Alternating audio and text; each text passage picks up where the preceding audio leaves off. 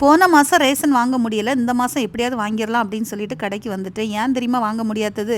இப்போல்லாம் நாங்கள் நாகர்கோயிலே இருக்கிறதுனால எங்களோட ரேஷன் கார்டும் எங்களோட அட்ரஸுக்கு மாற்றாமல் ஊரில் தான் இருக்குது. ஊருக்கும் நமக்கு அந்த தொடர்பு இருந்துக்கிட்டே இருக்கணும் அப்படிங்கிறதுனால தான் இங்கே சொந்த வீடு தான் இருந்தாலும் அட்ரஸ் மாற்றாமல் அப்படியே தான் இருக்குது.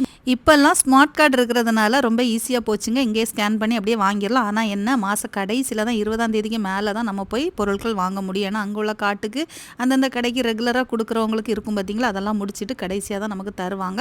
அப்படி தான் போன மாதம் மிஸ் ஆகிட்டு, சரி இந்த மாதம் எப்படியாவது வாங்கலாம் அப்படின்னு சொல்லிட்டு ஒரு வழியாக வந்து அரிசியும் பருப்பு எல்லாமே வாங்கிட்டேன். அரிசி வந்து பார்த்திங்கன்னா எப்போவுமே ரேஷன் கடையில் வாங்கும்போது முதல்ல பார்க்குறது இந்த அரிசி தான். ஆனால் இன்றைக்கி என்னென்னா ரொம்ப குண்டு அரிசியாக போயிடுச்சு. முன்னாடியெல்லாம் ஒல்லி அரிசி கிடைக்கும், நான் அடிக்கடி வடிப்பேன்.